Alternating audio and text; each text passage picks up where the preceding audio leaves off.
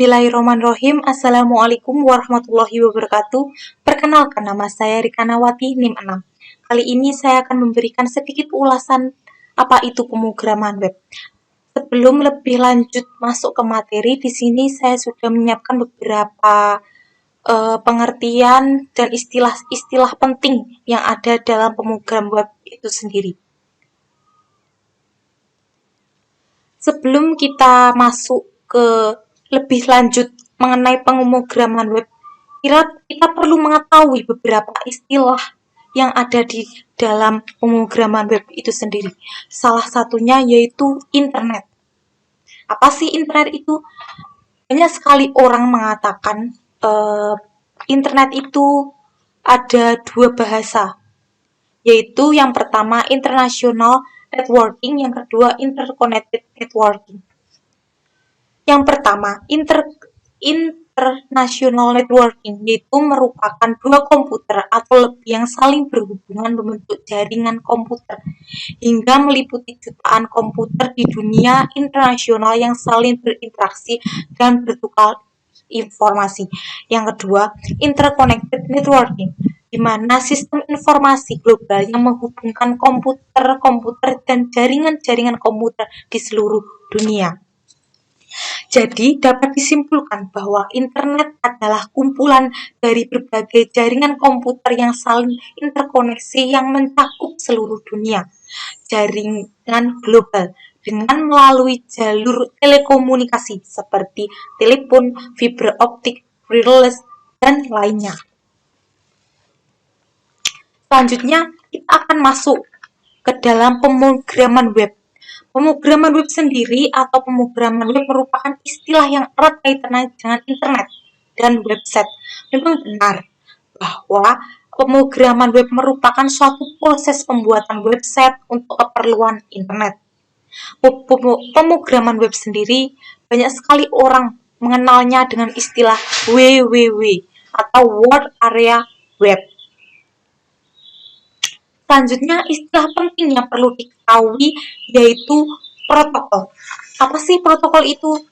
Protokol merupakan bahasa atau software standar untuk mengatur komunikasi jaringan komputer. Protokol ini ada beberapa protokol, di antaranya yaitu protokol transfer. Protokol transfer itu protokol yang digunakan untuk pengiriman informasi di beberapa internet. Contoh dari beberapa protokol transfer sendiri itu ada HTTP. HTTP itu untuk protokol atau standar untuk suatu dokumen web. Yang kedua itu ada FTP. FTP itu File Transfer Protocol, digunakan untuk mentransfer file dalam format teks atau binary dalam suatu server komputer di internet. Yang ketiga itu ada Gopher. Apa sih Gopher itu? Gopher itu digunakan untuk mengakses server Gopher yang menyediakan informasi dengan menggunakan suatu sistem menu atau melalui hubungan Telnet. Yang keempat itu ada New NNTP atau Network Transfer Protocol, yaitu digunakan untuk mendistribusikan berita di Usenet. Usenet itu apa sih? Usenet adalah suatu sistem yang dirancang sebagai forum diskusi dengan berdasarkan pada topik-topik yang disebut newsgroup. Yang terakhir itu ada Telnet. Telnet itu digunakan untuk login ke suatu server komputer. Setelah mengetahui beberapa protokol transfer sendiri, kita juga perlu tahu adanya TCP atau IP.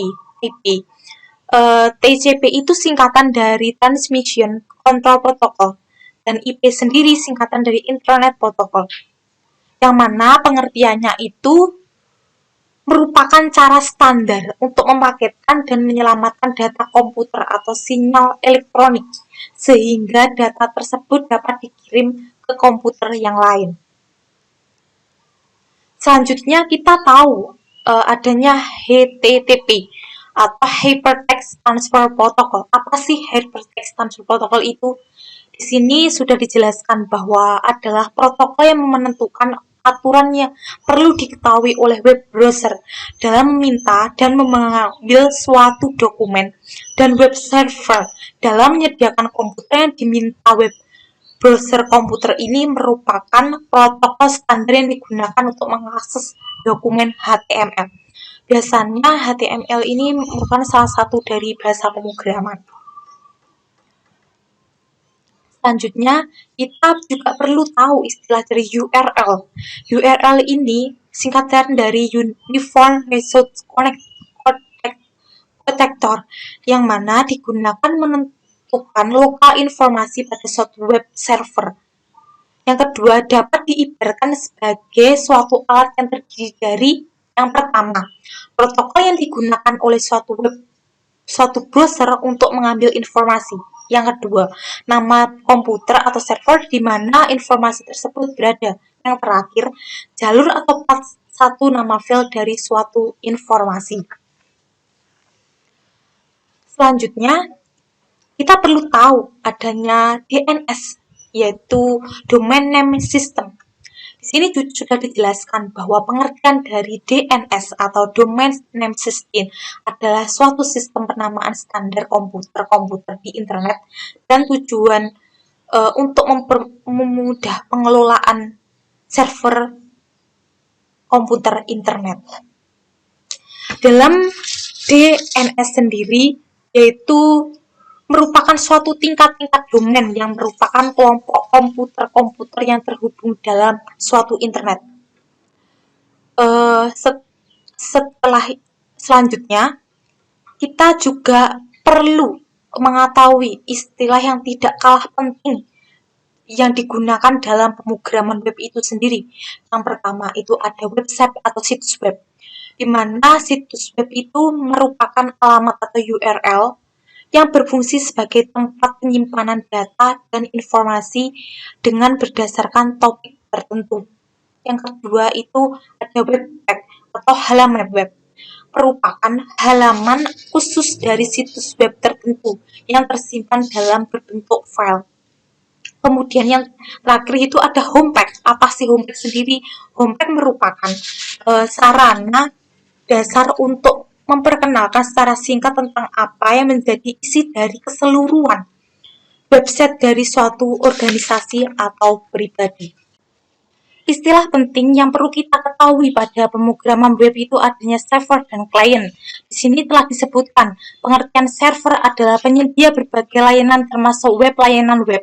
Layanan web ditangani oleh sebuah aplikasi bernama web server. Sedangkan klien di sini bertugas mengakses informasi yang disediakan oleh server. Pada layanan web, klien bertugas berupa web browser. Setelah mengetahui adanya klien dan server, istilah penting yang perlu kita ketahui yaitu adanya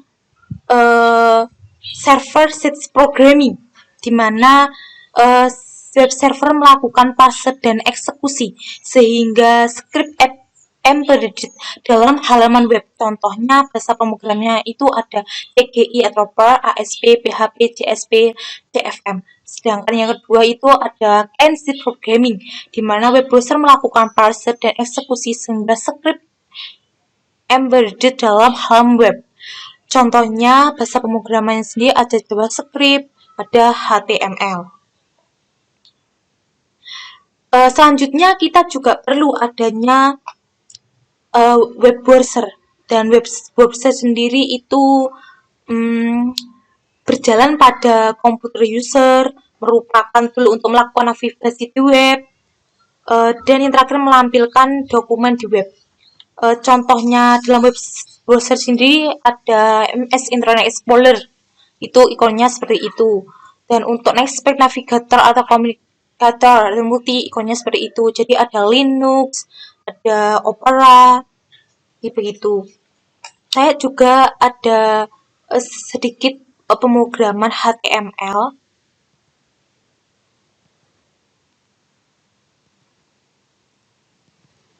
Itu saya menggunakan bahasa pemrograman HTML itu membuat seperti ini. Masih sederhana ya, ini karena masih belajar itu seperti ini.